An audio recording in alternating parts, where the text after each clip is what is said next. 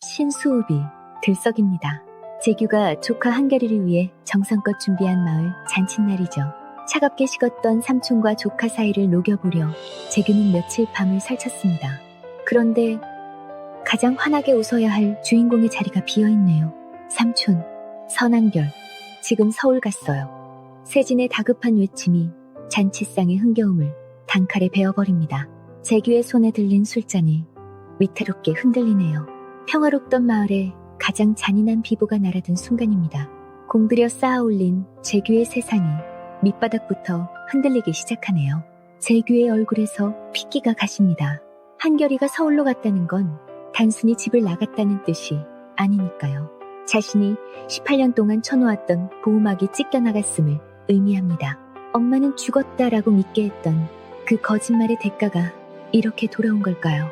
재규는 멍하니 비어있는 조카의 방을 바라봅니다.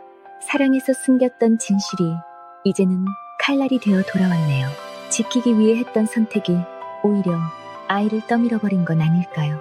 정말 아이를 위한 건 무엇이었을지 재규는 대답 없는 벽에 묻고 싶어집니다. 한결이는 뒤도 돌아보지 않았습니다. 삼촌의 헌신보다 더 강렬했던 건 자신의 뿌리에 대한 갈망이었죠. 버스 창밖으로 스쳐 지나가는 풍경처럼 삼촌과의 기억도 멀어져만 갑니다. 믿었던 세상이 통째로 거짓이었다는 배신감이 소년을 단단하게 만드네요. 재규는 한결이를 쫓아야 할지 아니면 기다려야 할지 갈피를 잡지 못합니다. 평생 조카만 바라보며 살아온 조카 바보에게 이 공백은 숨이 막히는 고통이죠. 삼촌의 보호가 과연 한결이에겐 따뜻한 울타리였을까요? 아니면 숨 막히는 감옥이었을까요? 잔치는 끝났지만 마을 사람들의 수군거림은 멈추지 않습니다. 재규는 화려한 장식들을 하나둘 걷어내며 조용히 침잠하네요. 그토록 지키려 했던 한결이가 이제는 스스로 진실의 문을 열었습니다. 세진은 미안한 마음에 재규의 곁을 맴돌지만 재규의 시선은 이미 먼 곳을 향해 있죠. 보여주고 싶지 않았던 상처를 조카가 직접 만지러간 상황. 재규는 비로소 깨닫습니다. 아이를 영원히 품 안에만 둘 수는 없다는 사실을 말이죠. 이제 남은 건 깨진 평화의 조각들을 마주할 용기뿐입니다. 거짓으로 쌓은 성은 언제나 가장 화려할 때 무너진다고들 하죠. 재규는 한결이에게 엄마의 생존을 숨겼던 그날을 떠올립니다. 아이의 눈물을 보지 않으려 선택했던 그 길이 결국 더 큰 울음으로 돌아왔네요. 우리는 가끔 소중한 사람을 보호한다는 명목으로 진실을 가리곤 합니다. 하지만 그 가려진 진실이 드러날 때 감당해야 할 몫은 누구의 것일까요? 보호를 위한 거짓말과 상처를 주더라도 해야 하는 진실. 당신이라면 이 위태로운 저울질에서 어떤 쪽을 선택하시겠습니까? 재규의 침묵이 깊어질수록 질문의 무게는 더 무거워져만 갑니다. 서울의 낯선 공기 속에 한결이가 서 있습니다. 그리고 마침내 마주한 한 여인. 죽은 줄로만 알았던 친모 희연입니다. 잘 왔어, 한결아. 그녀의 따뜻한 부름에 한결이의 단단했던 마음이 눈 녹듯 사라집니다. 꿈속에서나 그려보던 엄마의 품은 생각보다 훨씬 아늑하고 포근했죠. 한결이는 떨리는 목소리로 묻습니다. 엄마라고 불러도 됩니까? 이 한마디를 위해 소녀는 신수읍의 모든 것을 버리고 달려왔습니다. 하지만 그 포옹 너머 희연의 눈빛은 한결이의 마음과는 조금 달라 보이네요. 희연은 한결이를 품에 안고 재규를 원망하기 시작합니다. 삼촌이 너를 보여주지를 않았으니까. 모든 책임을 재규에게 돌리는 그녀의 말에 한결이의 눈빛이 흔들립니다. 자신을 버리고 떠났던 엄마가 아니라 자신을 가두었던 삼촌이 미워지기 시작한 거죠. 희연은 교묘하게 피해자 코스프레를 하며 과거의 잘못을 덮으려 합니다. 재규가 휘두른 독점욕 때문에 우리가 헤어져야 했다는 서술. 한결이는 그 말을 믿고 싶어집니다. 그래야 엄마를 온전히 사랑할 수 있으니까요. 뒤바뀐 진실 속에서 재규는 한순간에 악역이 되어버립니다. 18년 동안 기저귀를 갈고 캐릭터 주먹밥을 만들던 재규의 시간. 그 모든 헌신이 엄마라는 단 한마디 앞에 무력하게 무너집니다. 희연은 세련된 모습으로 나타나 한결이의 환상을 채워주고 있죠. 한결이는 엄마와 함께하는 화려한 서울의 일상에 조금씩 취해갑니다. 삼촌의 투박한 사투리와 거친 손마디보다 엄마의 향기가 더 좋게 느껴지나 봅니다. 혈연이라는 끈질긴 인연은 과연 세월의 두께를 이길 수 있는 걸까요? 기른 정이 낳은 정을 이기지 못하는 이 잔인한 순간을 재규는 어떻게 견뎌야 할까요? 희연의 목소리는 다정하지만 그 안에는 날카로운 가시가 돋쳐 있습니다. 재규가 얼마나 고집스럽게 한결이를 감췄는지 반복해서 주입하죠. 한결이는 삼촌에게 전화를 걸어 따지고 싶지만 희연은 그마저도 막아섭니다. 지금은 우리만의 시간이 필요해 라며 삼촌과의 연결고리를 끊어내네요. 재규는 서울로 가고 싶어도 조카가 자신을 거부할까봐 차마 발을 떼지 못합니다. 서로를 믿었던 삼촌과 조카 사이에 깊은 골이 패이기 시작하죠. 희연의 이간질은 성공한 것처럼 보입니다. 재규의 진심이 한결이에게 닿을 길은 점점 더 좁아지고 있네요. 엄마의 눈물 섞인 고백과 삼촌의 묵묵한 뒷모습. 한결이는 이제 혼란스럽기만 합니다. 어느 쪽이 진짜 사랑이고 어느 쪽이 거짓이었을까요? 희연은 자신이 버린 세월은 잊은 채 재규가 가로막은 세월만을 탓합니다. 삼촌의 거짓말은 명백한 사실이기에 한결이는 엄마의 말이 더 진실처럼 느껴지죠. 과거를 조작하는 엄마와 진실을 숨겼던 삼촌.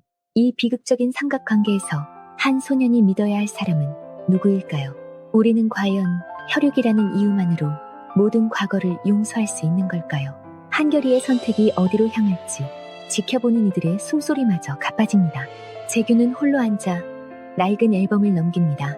유치원 장기자랑 때 쑥스러워하면서도 엉덩이를 흔들던 어린 한결이. 그 모습을 보며 재규는 객석 구석에서 남몰래 눈물을 훔쳤었죠. 내 억장이 무너져서 그랬습니다. 누구보다 한결이를 사랑했기에 엄마에게 버림받았다는 사실을 알려줄 수 없었습니다. 그 상처를 대신 짊어지기로 했던 재규의 결단은 이제 오물처럼 취급받네요. 재규는 봄의 위로를 받으며 비로소 참았던 울음을 터뜨립니다. 강철 같던 근육맨의 어깨가 아이처럼 가냘프게 떨리고 있네요. 재규는 마침내 결심한 듯 희연 앞에 섭니다. 그녀를 향한 분노보다 조카를 향한 사랑이 더 컸기에 내린 결정이죠. 지금까지 한결이한테 못한 거 죗값을 치르듯 다 해라. 재규는 한결이를 뺏기지 않으려고 매달리는 대신 기꺼이 놓아주기로 합니다. 희연의 본성이 어떻든 한결이가 직접 겪어보고 판단하게 하려는 것이죠. 아이가 입을 상처까지 자신이 미리 막아줄 수는 없다는 성숙한 깨달음입니다. 재규의 이 일갈은 희연을 용서해서가 아니라 오직 한결을 위해 물러나는 숭고한 선택입니다. 사랑하기 때문에 내 곁에 두는 것이 아니라 사랑하기 때문에 떠나보내는 법. 재규는 뼈를 깎는 아픔으로 그 진리를 실천합니다. 한결이는 삼촌의 차가운 태도에 오히려 더 큰 상처를 받으며 엄마에게 기댑니다. 재규는 그 모습마저 묵묵히 지켜보며 자신의 자리를 비워주네요. 보호라는 명목 아래 조카의 선택권을 뺏어왔던 자신을 반성하는 시간입니다. 비록 한결이가 지금은 자신을 미워하더라도 언젠가는 진심을 알아줄 거라 믿으면서요. 아이를 독립된 인격체로 인정하는 재규의 사랑은 그 어느 때보다 단단하고 깊습니다. 기차역에서 재규는 우연히 아이를 달래는 젊은 엄마를 봅니다. 행복해 보이는 그들의 모습 위로 어린 한결이를 업고 뛰던 자신의 과거가 겹칩니다. 봄은 그런 재규의 손을 가만히 잡아주네요. 혼자서 너무 고생 많았어요. 그 한마디에 재규의 묵직한 마음이 조금은 가벼워집니다. 조카를 위해 모든 인생을 바쳤던 36년의 세월. 이제 재규는 비로소 삼촌이라는 무거운 짐을 잠시 내려놓고 선재규라는 사람으로 서보려 합니다. 봄과 함께 바라보는 철길 끝에는 새로운 시작이 기다리고 있을까요? 재규가 한결이를 희연에게 맡긴 선택. 여러분은 어떻게 생각하시나요? 희연의 뻔뻔한 본성을 알면서도 아이를 보낸 것은 무책임한 방관일까요? 아니면 성장을 위한 배려일까요? 진실을 직접 마주하게 하는 것이 때로는 가장 잔인한 처방이 되기도 합니다.